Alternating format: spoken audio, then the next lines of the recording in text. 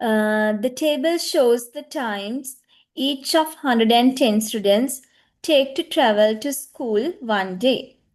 So the time they have given in minutes. So you can see in the table the children who take between 0 to 5 minutes.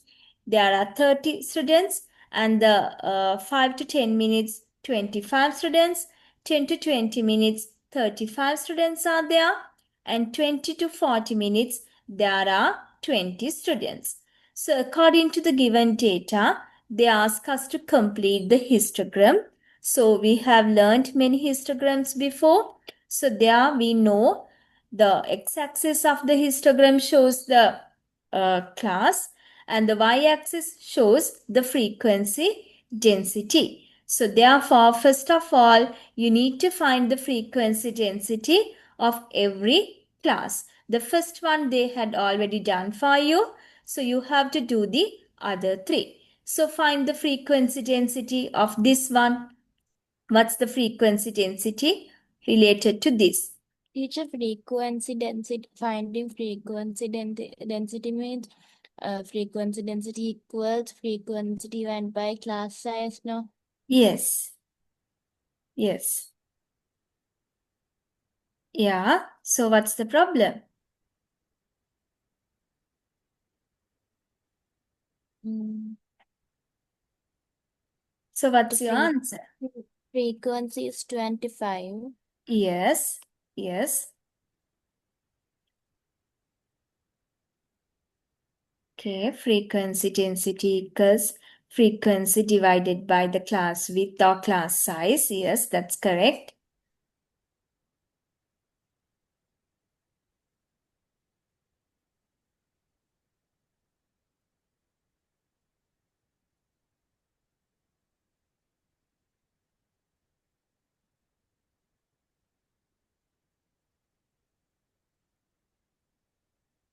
Yes, frequency is 25.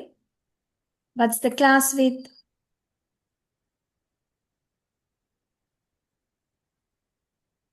Hmm? Yeah, that's what. The class 5 to width we 10. can get by subtracting these two numbers. It's very Yeah, simple. 5. 10 subtract 5. Yeah, 5. So 25 divided by 5 is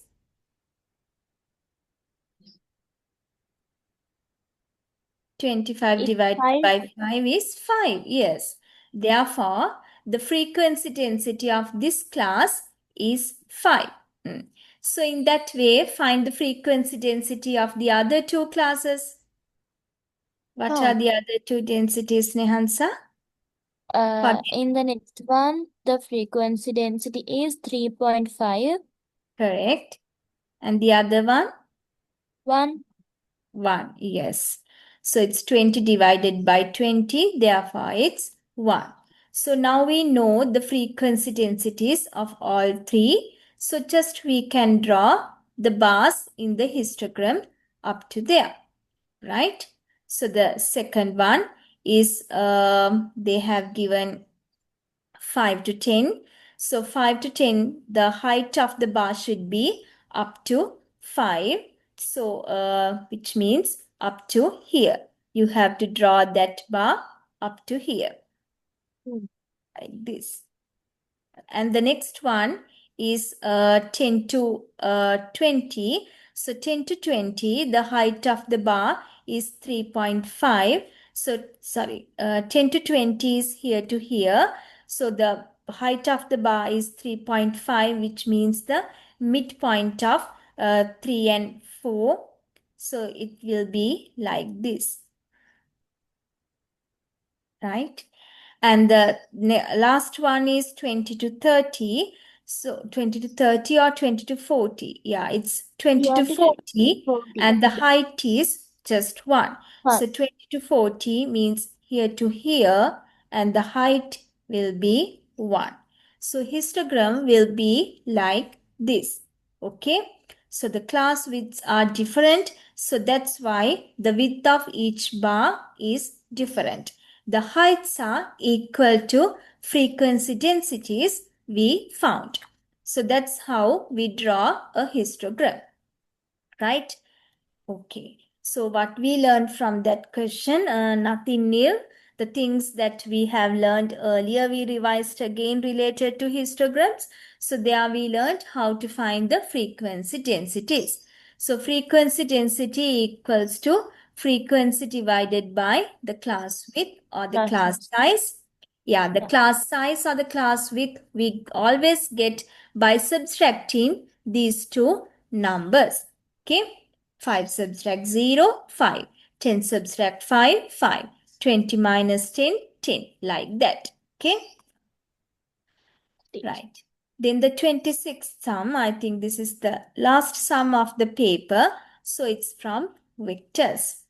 In the diagram, OA equals A, OB equals 2B, and AB to BC is 1 to 3. Express AB in terms of A and B. So I think I have taught you before, the vectors are just like finding a root. Okay, so if you need to find out the vector of AB, you should think about a route that you can go A to B. Okay, if they say A to B, it's A to B. That means to this direction. So you have to think about a route that you can travel from A to B. So if I explain you this, Nihansa, can you do it alone? Yeah, you try. Yeah, okay, then do it, please. What's the answer for AB, Nihansa? It's just a one mark sum. So it must be a very simple sum.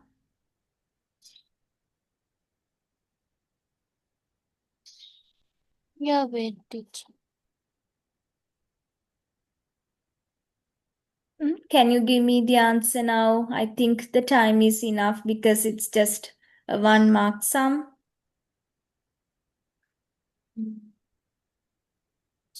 A and B. Did you say anything? I didn't hear properly.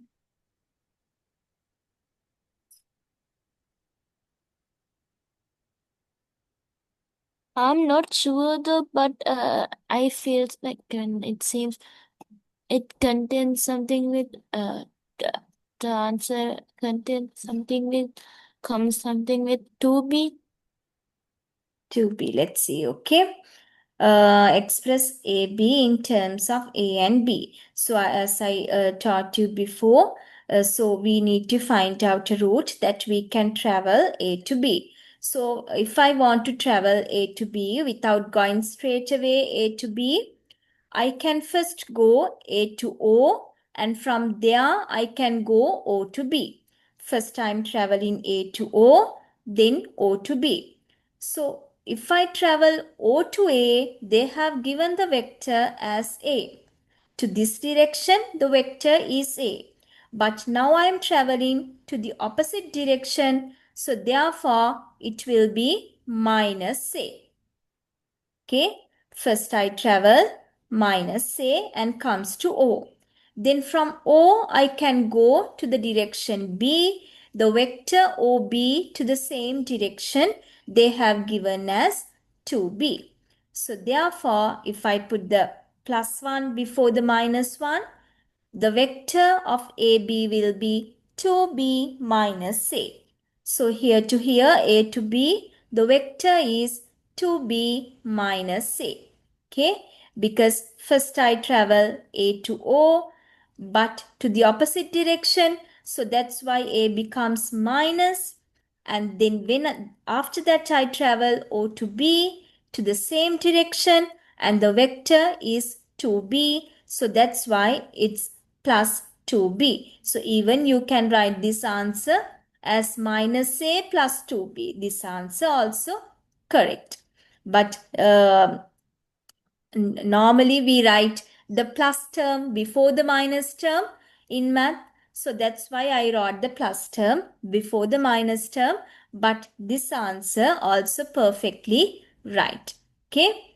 So when we take the vector to the opposite direction, always it change the sign. If it is given as minus, it becomes plus. If it is plus, it becomes minus. Right. So now we know the vector of AB as 2B minus A.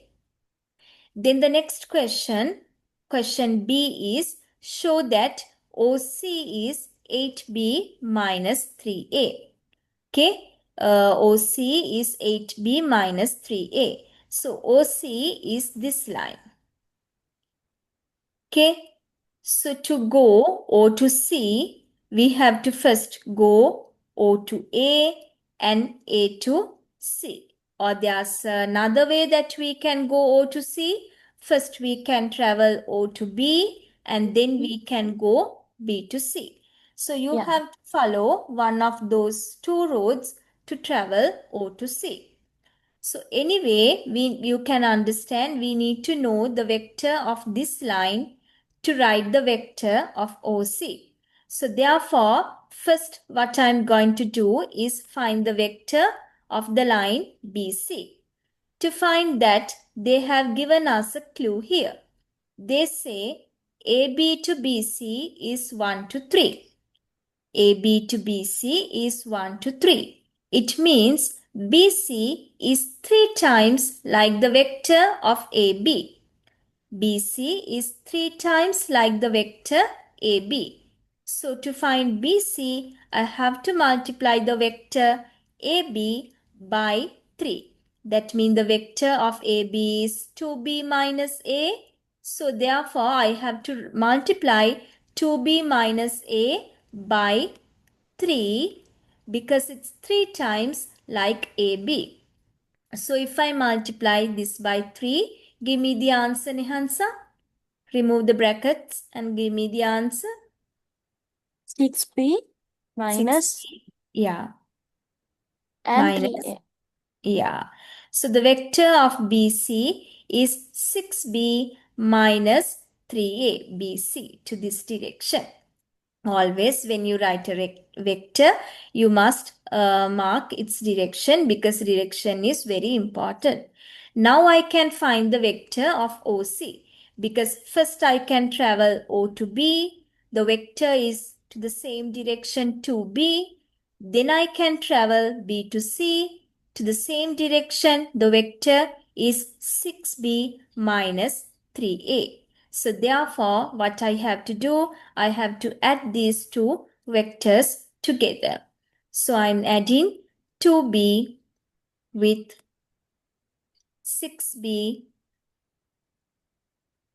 minus 3A.